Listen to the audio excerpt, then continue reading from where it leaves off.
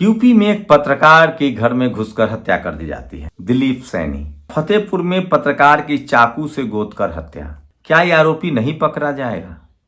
सोचिए, Pappu Yadav member of parliament है, उनको धमकी देने वाले के खिलाफ एफआईआर होती है, पुलिस उसको दिल्ली से गिरफ्तार कर लेती है। योगी आदित्यनाथ को धमकी दी जाती है, पुलिस उसे अरेस्ट कर लेती है। लेकिन सवाल है कि दिलीप सैनी के हत्यारों को कौन गिरफ्तार करेगा और क्यों उनकी हत्या हुई? क्या वो बहुजन समाज से थे इसीलिए? इस देश में SC ST OBC के लोगों की जान और अब अल्पसंख्यक समाज की जान की कोई कीमत नहीं है। अगर आप SC ST OBC के हैं और अगर आप पत्रकार हैं तो आपकी कब हत्या कर दी जाएगी इसकी कोई गारंटी नहीं है। लेकिन आपकी नेताओं की भी चुप्पी होती है। लेकिन चलिए शुक्र मनाइए कि चंद्रशेखर आजाद लगातार इस मुद्दे को उठा रहे हैं। अखिलेश यादव ने नाम तो नहीं लिया है, लेकिन कहा है कि यूपी में पत्रकारों की हत्या हो रही है, तो वो छायावास से भी लगातार नहीं निकल रहे हैं। वही सोचिए तो खुद चंद्रशेखर आजाद जिस गाड़ी से ट्रेवल कर रहे थे उनके ऊपर हमला हुआ और एक नारा, बटेंगे तो कटेंगे, योगी आदित्यनाथ ने भाषण में कहा था, जिसको लेकर अब कहा गया है खुद केशव प्रसाद मौर्य जो डिप्टी CM है उन्होंने कहा है कि ये नारा बीजेपी का नहीं है। नमस्कार, मैं शंभू कुमार सिंह और आप देख रहे हैं नेशनल दस्तक। वो तमाम बड़ी खबरें जो आज सोशल मीडिया पर वायरल है और जो आपको जानना चाहिए। शुरुआत पहले पॉलिटिकल खबरों से करेंगे, उसके बाद कुछ जरूरी खबर बताएंगे जो SC ST OBC किसान अल्पसंख्यकों के लिए जरूरी है, क्योंकि आपके पास न टीवी है, न अखबार है, न मीडिया है। आज की सबसे बड़ी खबर है, मैं वैसे इस सब चीज़ों को इंडोर्स नहीं करता हूँ, लेकिन जो लोग इसमें भरोसा रखते हैं उनके लिए बता दूं। प्रधानमंत्री नरेंद्र मोदी अपना कार्यकाल पूरा नहीं कर पाएंगे। जी हाँ, प्रधानमंत्री नरेंद्र मोदी अपना कार्यकाल पूरा नहीं कर पाएंगे, ये बात सोशल मीडिया पर वायरल हो रहा है। भगवंत मान जेल जाएंगे, जो पंजाब के मुख्यमंत्री हैं, और मुकेश अंबानी को दिल की बीमारी होगी। ये मैं नहीं कह रहा हूँ, कोई शालिनी कपूर तिवारी के एक पॉडकास्ट में सिग्नेचर एस्ट्रोलॉजर विवेक त्रिपाठी ने ये 3 भविष्यवाणी की है। जो स्क्रीनशॉट आपको मैं दिखा रहा हूं, ये खबर जो है वो सोशल मीडिया पर वायरल है। लेकिन मैं इन सब चीज़ों को नहीं मानता हूं। आपकी क्या राय है, आप जरूर बताइए। तो क्या प्रधानमंत्री नरेंद्र मोदी कार्यकाल पूरा नहीं कर पाएंगे? ये सबसे बड़ा सवाल है। लेकिन इस एस्ट्रोलॉजर ने ये नहीं बताया है कि सरकार गिर जाएगी या कौन सा इससे इस्तीफा वापस कौन ले। लेकिन तमाम जो सवर्ण पत्रकार हैं, सोचिए पुण्य प्रसून वाजपेयी हो, चाहे वो न्यूज लॉन्चर हो, ऐसे तमाम सवर्ण पत्रकार, दीपक शर्मा, अभिसार शर्मा, ये लोग रोज नीतीश कुमार के खिलाफ खबरें चलाते हैं और कहते हैं वो उन्होंने गठबंधन सरकार से समर्थन ले लिया। तो एक बात तो है कि नरेंद्र मोदी सरकार जो है वो अभी टिकी हुई है। आपको बता दें कि पूरी तरह से वो गठबंधन की सरकार है, और अगर चिराग पासवान और नीतीश कुमार जी ने इस्तीफा समर्थन वापस ले लिया तो ये सरकार गिर जाएगी।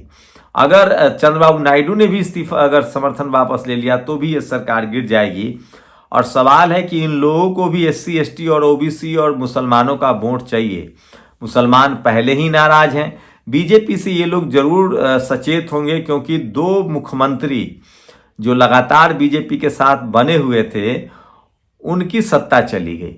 खासकर आंध्र प्रदेश में जो जगन मोहन रेड्डी थे, जो पूर्ण बहुमत की सरकार चला रहे थे, और पहली ही बार में पूर्ण बहुमत आई थी उनको, और बाद में वो सड़क पर आ गए, पार्टी में बगावत भी हो गई। वो लगातार बीजेपी के साथ गठबंधन में बने हुए थे और उनकी सत्ता चली गई। उसी तरह से नवीन पटनायक जो कई बार से लगातार उड़ीसा के मुख्यमंत्री थे, लेकिन बीजेपी के साथ जब से उन्होंने गलबैयां की उनकी सत्ता चली गई और उनकी सत्ता को बीजेपी ने ही हथिया लिया है। अब बात नरेंद्र मोदी पर प्रेशर की। दिलीप मंडल ने तो एक ट्वीट किया है कि नरेंद्र मोदी के नाम पर अमेरिका में भी वोट मांगे जा रहे हैं। तो क्या 2% अमेरिका में लोग हैं भारतीय, वो किसको वोट देंगे? नरेंद्र मोदी के नाम पर देंगे? ये बड़ा सवाल है। लेकिन खबर भारत की बात करें तो 2024 के लोकसभा चुनाव में जिस तरह से 400 पार का नारा था और बीजेपी को मात्र 241 सीटें आई, उसके बाद बीजेपी कमजोर हुई थी। मैं फिर कह रहा हूं, अगर नीतीश कुमार की बात विपक्षी दलों ने मान ली होती तो आज कोई और प्रधानमंत्री होता, मोदी तो नहीं होते। वहीं सोचिए, अभी ज्यादा नहीं 3 महीने का समय हुआ, इसी दौरान नरेंद्र मोदी पर लगातार तलवारें लटक रही थी। RSS दबाव बना रहा था कि आप या तो पार्टी चलाइए या फिर सरकार चलाइए। अगर सरकार चला रहे हैं तो हम अध्यक्ष संजय जोशी को बनाएंगे या वसुंधरा राजे को बनाएंगे, जिनसे 36 का आंकड़ा है नरेंद्र मोदी का, या फिर आप पार्टी पर कंट्रोल रखेंगे तो हम सरकार में आपको नहीं चाहेंगे, जेपी नड्डा को हटाना पड़ेगा। लेकिन हरियाणा जीतने के बाद आरएसएस की मुंह बंद हो गई। लेकिन हरियाणा जीत में बीजेपी से ज़्यादा हुड्डा का कमाल था। हुड्डा नहीं चाहते थे, लगता है कि जैसे हरियाणा कांग्रेस जीते, क्योंकि जिस तरह से कुमारी शैलजा का अपमान हुआ, तो बाद में अशोक तंवर आए, क्योंकि हुड्डा को कोई मुख्यमंत्री नहीं चाहता है, कम से कम ओबीसी और एससी। तो इस वजह से नरेंद्र मोदी की साख बच गई। अब बात है उसके बाद ठीक चुनाव अब महाराष्ट्र और झारखंड का हो रहा है, उसके बाद दिल्ली का चुनाव होगा, उसके बाद बिहार का चुनाव होगा और फिर यूपी का चुनाव होगा। तो ये 2-3 चुनाव जो हैं वो तय कर देगा कि नरेंद्र मोदी सचमुच अपना कार्यकाल पूरा कर पाएंगे कि नहीं कर पाएंगे। रही बात महाराष्ट्र में, आपको ले चलते हैं। महाराष्ट्र में लगातार कहा जा रहा था कि इंडिया गठबंधन जो है वो बैकफुट पर है, लड़ाई चल रही है। ये बात सही थी शुरुआत में, लेकिन धीरे धीरे शिवसेना, शरद पवार और कांग्रेस ने, शिवसेना मतलब उद्धव ठाकरे वाली शिवसेना ने मैनेज किया चीज़ों को, और उसके बाद वो तीनों एक साथ अंततः चुनाव लड़ने में कामयाब होते दिख रहे हैं। बस कमी ये है कि वहाँ मराठा सीएम के नाम पर ओबीसी और एससी वोट नहीं करेगा, ये तय है। तो अगर इंडिया गठबंधन कोई ओबीसी चेहरा आगे लाता है या कोई एससी समाज का चेहरा आगे लाता है तो उसको बहुत ज़्यादा फायदा हो सकता है। कांग्रेस में कई बड़े नेता हैं, नितिन राउत हैं, वर्षा हैं जो सांसद भी चुनी गई हैं, मुंबई के अध्यक्ष भी रही हैं। ओबीसी की तरफ से भी कोई नेता वो ला सकते हैं, लेकिन मुझे नहीं लगता कि कोई मराठा सीएम, खासकर शरद पवार या फिर उद्धव ठाकरे के नाम पर ज़्यादा फायदा होता दिख रहा है। वहीं सबसे ज़्यादा, लेकिन वहाँ नेक टू नेक फाइट है। कुछ कह नहीं सकते हैं कि किस करवट उठ बैठेगी, लेकिन मुकाबला दिलचस्प दिख रहा है। वहाँ आपको बता दें कि वहाँ भी 23 को काउंटिंग होगी, 20 को वोटिंग होगी 288 सीटों पर। उसके बाद आपको ले चलते हैं झारखंड। झारखंड में सबसे रोमांचक चुनाव हो रहा है। झारखंड में असम के जो मुख्यमंत्री हेमंता बिस्व शर्मा, वो लगातार यहाँ चुनाव प्रचार कर रहे हैं, वो प्रभारी भी हैं। अब जेएमएम ने उन पर आदिवासियों के विरोधी होने का कार्ड खेल दिया है। दरअसल सोनोवाल जो थे वो असम के मुख्यमंत्री थे, वो ट्राइबल समाज से हैं, वो मुख्यमंत्री थे, उनके नाम पर चुनाव लड़ा गया। बाद में हेमंता शर्मा जो कि जनरल कैटेगरी से ब्राह्मण समाज से आते हैं, उनको मुख्यमंत्री बना दिया गया। जेएमएम ने कहा है कि ये आदिवासियों का अपमान है। वहीं ये मामला उल्टा पड़ रहा है। वहीं हेमंत सोरेन को कल्पना सोरेन का साथ मिला और दोनों पति पत्नी ने मिलकर शानदार तरीके से चुनाव कैंपेन को संभाल रखा है। वहीं हम लोगों से बात कर रहे हैं, मैं भी झारखंड में हूँ, तो हम देख रहे हैं कि किस तरह से लोगों का यहाँ उहापोह है। और जब ग्रामीण क्षेत्रों में जाएंगे तो हेमंत सोरेन का जलवा है। और सोचिए, ओबीसी पर लगातार हेमंत सोरेन फोकस कर रहे हैं। बीजेपी अभी पत्ते नहीं खोल रही है, लेकिन अगर वो ओबीसी सीएम देती है तो फिर उसके लिए शानदार मौका होगा और इससे पासा पलट सकता है। लेकिन मुझे नहीं लगता कि सुदेश महतो को वो सीएम मानेंगे। लेकिन ये बात तो है कि यहाँ नेक टू नेक फाइट यहाँ भी है, मामला कम से होगा। लेकिन हेमंत सोरेन के साथ प्लस पॉइंट ये है कि जब से उनको जेल भेजा गया और जेल से जब से वापसी आए हैं, तब से वो एससी एसटी ओबीसी की राजनीति को लेकर सचेत हो गए और इसका उन्हें फायदा मिल रहा है। आदिवासी समाज उनके साथ मजबूती से बना हुआ है, मुस्लिम समाज उनके साथ बना हुआ है। 13 से 15% आबादी है मुस्लिम समाज की झारखंड में। आदिवासी समाज भी 30% के करीब आबादी है। वहीं ओबीसी का अगर 50% वोट भी हेमंत सोरेन को गया तो बीजेपी के पास कुछ नहीं बचेगा, क्योंकि 10% जनरल का वोट और 50% ओबीसी कोल मिला के उसके पास 35 से 40% ही वोट होता है। लेकिन अगर हेमंत सोरेन को ओबीसी ने 50%, जितनी ओबीसी की आबादी है लगभग 40%, उसमें से 20% भी वोट मिला तो हेमंत सोरेन का आंकड़ा लगभग 45% के पार पहुंच जाएगा।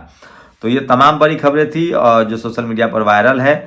तो सोचिए, चंद्रशेखर आजाद जिस ट्रेन में बैठे हुए थे उस पर हमला हुआ है, ये बड़ी खबर है जो सोशल मीडिया पर वायरल है। बिजनौर के यूपी के होटल में फिर से मारपीट हुई है। यूपी में एक सैनी समाज के पत्रकार की हत्या कर दी गई, विवेक सैनी की, ये सबसे बड़ी खबर है। यूनिस चौधरी एक कांग्रेस के नेता थे, उनका एक वीडियो सोशल मीडिया पर वायरल हो रहा है जिसमें एक महिला को वो हैरेस कर रहे हैं। वो कांग्रेस के बागपत के उत्तर प्रदेश बागपत के जिला अध्यक्ष थे, उनको पार्टी ने हटा दिया है। योगी ने कहा था, सीएम योगी ने, कि बटेंगे तो कटेंगे। अब अखिलेश यादव ने कहा है कि जुड़ेंगे तो जीतेंगे। और वहीं चंद्रशेखर आजाद ने कहा है कि पढ़ेंगे तभी आगे बढ़ेंगे और हम साथ चलेंगे। मायावती जी ने कहा है कि हमारे साथ आएंगे तो सुरक्षित रहेंगे और तरक्की भी करेंगे। वहीं चुनाव आयोग कह रहा है कि हम ईवीएम हैक नहीं हो सकता है। एलन मस्क लगातार कह रहे हैं कि ईवीएम हैक हो सकता है। बस्ती में बीजेपी नेता ने बीएमडब्ल्यू कार से रामलाल गुप्ता को कुचल दिया। ये खबर सोशल मीडिया पर वायरल है। राम नायक पाठक ने दलित महिला को पीटकर मौत के घाट उतार दिया। ये भी सोशल मीडिया पर खबर है, सुल्तानपुर की खबर है। और सोचिए एसी का पानी लोग पी रहे थे, स्क्रीनशॉट दिखा रहा हूँ। लोग कह रहे हैं कि अंधभक्ति है। पढ़ेंगे तो आगे बढ़ेंगे, साथ साथ चलेंगे और बटेंगे तो कटेंगे बीजेपी का नारा नहीं, केशव प्रसाद मौर्य ने कहा है। और उत्तर प्रदेश कोरैया में एक एससी युवक की हत्या कर दी गई है। सोशल मीडिया पर ये सबसे ज़्यादा वायरल खबर है। और मर के अभी तोड़ देंगे भाग। किस तरह से जो अयोध्या में दीप जलाया गया था, वहाँ पैसे ले रहे थे तो गाली गलौज किया गया। ये स्क्रीनशॉट दिखा रहे हैं, वीडियो नहीं दिखा सकते हैं।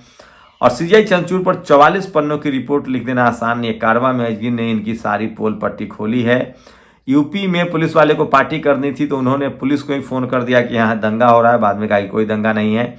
और प्रियंका भारती ने कटेंगे तो बटेंगे के नारे पर टीवी पर बैठकर कहा कि किन लोगों ने जाति बनाई और हजारों जातियों में बांटा। तो ये तमाम बड़ी खबरें थी। शुक्रिया। नेशनल दस्तक की आपसे गुजारिश है कि अगर इसको बचाना चाहते हैं तो नेशनल दस्तक को सब्सक्राइब करने के लिए रेड कलर के सब्सक्राइब बटन को दबाएं, फिर बेल आइकन की घंटी दबाएं। नेशनल दस्तक को बचाने के लिए बहुत जरूरी है कि हर खबर को शेयर करें, लाइक करें, कमेंट जरूर करें।